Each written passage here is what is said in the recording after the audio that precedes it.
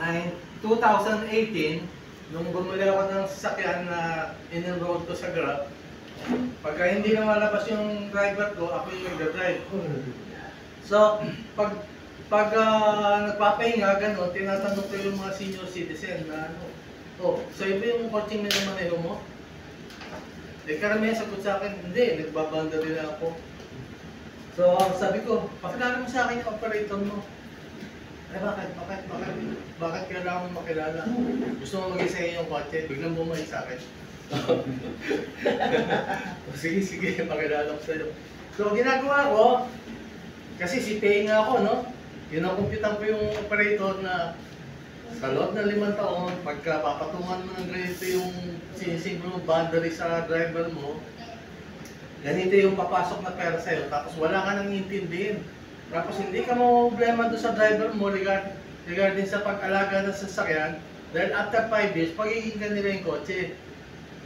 So mga more than 200 yung nakumbinsi ko, or natulungan ko na driver na nagkaroon ng sariling kotse.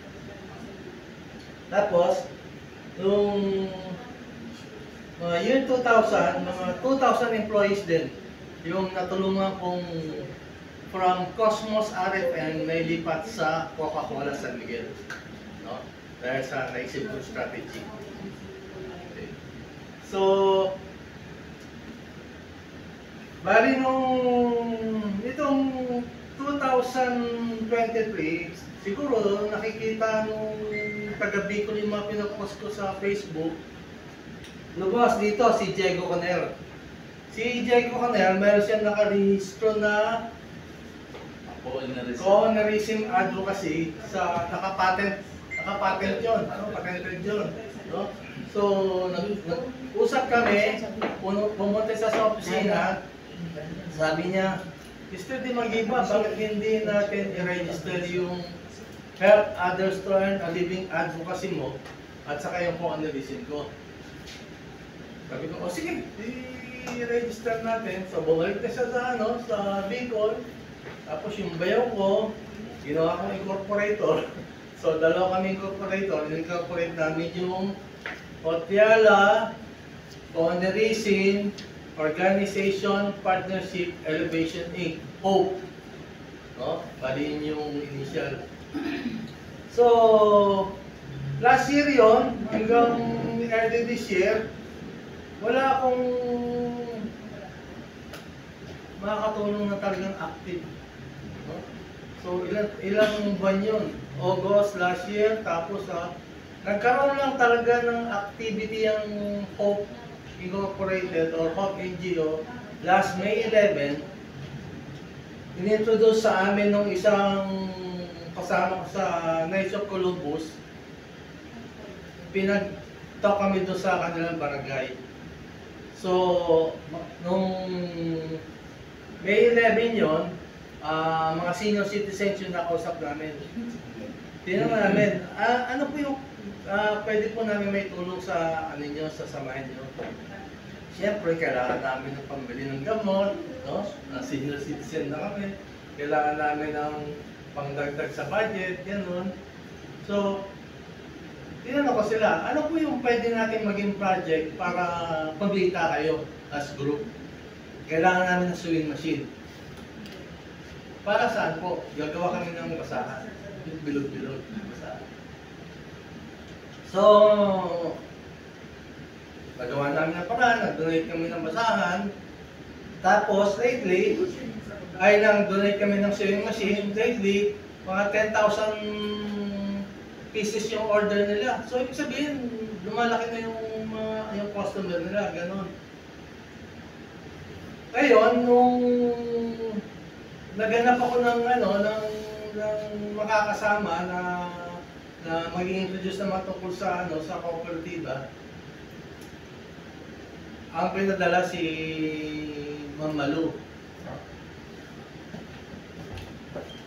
Hindi ko alam, nagalit pala siya sa akin.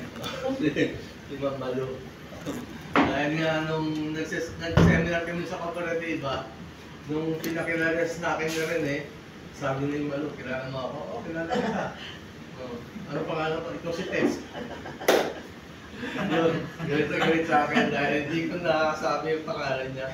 Pero, to cut the story short, nung nagpasensya dun sa barangay doon sa Burgos sa Montalban, prineset niya tong ABC. So, naisip ko, parang tinulungan ako ni Lord na madagdagan yung kita ng mga barangay na binababaan ko ng NGO. So, dahil dito sa ABC, yun nga, pag binaba natin to sa barangay, ang formula kasi na ginagawa ko doon sa NGO, dapat, pagka ikaw yung naging coordinator ng barangay, dapat meron ka 15 leaders. Ibig sabihin, isang leader ng senior citizen, isang leader ng PWD, isang leader ng solo parent. Balik gano'n, puro leaders, gano'n. So, yun yung inumpisa kong ibaba doon sa Montalban. Tapos, sumunod, nag-activate ulit kami kila Ma'am Rose noong August 10 sa Kainta naman. Ganon din yung strategy. So, pag ito yung ginawa natin, let's say month 1, kumuha ka ng 10 hanggang 15, yun nga, pinakita, may 5,000 nakita. Diba? September ngayon, pagdating na October, may 2,500 ka. Kasi yung 10 mo, gagayahin yung ginawa mo eh. No? So, September, October, pagdating ng November, meron ka ng 25,000. Pagdating ng December, meron ka 250,000.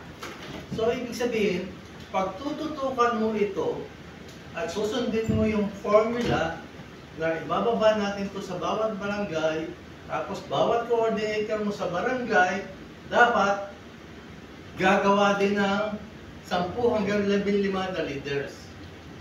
So, by December, kikita ka ng 250,000 a month. No? Basta ang importante, araw-araw dapat nasa isip mo yung ABC. Paano mangyayari yun na araw-araw yung nasa isip mo yung ABC? Pag-gising mo ng umaga, pag nilamos mo, pag sipilyo mo, kuha ka agad ng 2 basong tubig at maglagay ka ng 2 tableta na o 3 tableta ng ABC, tirahin mo. No? Bakit? Kasi, pagkain natin ng gabi, yung the day before, yung lahat ng kinain natin, pag natulog tayo, ipaprocess yun, tapos magiging parang liquid na lang siya, gano'n. Ngayon, pagka binanatan natin ng tubig yon sa umaga, tapos kasama yung ABC, ang mangyayari sa katawan natin, yung nangyari dito sa demo. Lilinisin niya yung buong sistema ng katawan natin. Kaya, e-epekto yon na miski may edad na tayo, makinis pa rin ang ating balat. No? Dapat pa kanya. Kaya si Rose, kita mo naman. Naging artistahin yung dating. Diba? So, dito sa ABC, i-reverse na kung may sakit ka, i-reverse niya yun. Tapos, pati yung asal natin sa bulsa, magagamot.